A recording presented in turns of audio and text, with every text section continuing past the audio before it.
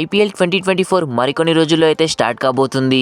IPL start అవ్వబోతుంది అంటేనే cricket lovers లో ఒక పండగ అయితే మొదలవుతుంది. ఈసారి జరగబోయే ఒక ఐపీఎల్ 2024 కి అన్ని టీమ్స్ అయితే మెల్లిమెల్లిగా రెడీ అవుతున్నారు. అండ్ మోర్ ఇంపార్టెంట్లీ ఈసారి ఖచ్చితంగా కప్పు గెలవాలని చెప్పేసి కొన్ని టీమ్స్ అయితే కాసు కూర్చున్నారు. బట్ ఈ యొక్క ఐపీఎల్ 2024 స్టార్ట్ కాకముందుకే సిఎస్కే ఫాస్ట్ బౌలర్ అయినటువంటి దీపక్ చాహర్ అయితే షాకింగ్ కామెంట్స్ చేశాడు. దీపక్ చాహర్ మాట్లాడుతూ ఈసారి ఐపీఎల్ 2024 కప్ అనేది ఖచ్చితంగా మరొకసారి మేమే గెలుస్తాము. ఇంత కాన్ఫిడెన్స్ గా ఎలా చెప్తున్నాను అంటే మా టీంలో ఎంఎస్ ధోని ఉన్నాడు కాబట్టి. ఎంఎస్ ధోని ఉన్నన్ని రోజులు సిఎస్కే టీం కి అసలు తిరుగుండదు. ధోని లాంటి మాస్టర్ మ్యాన్ క్రికెట్ కెప్టెన్ ఇంకెక్కడ కూడా ఎవరికి కనిపించడు. ధోని లాంటి ప్లేయర్ ఇంకెక్కడా ఉండడు.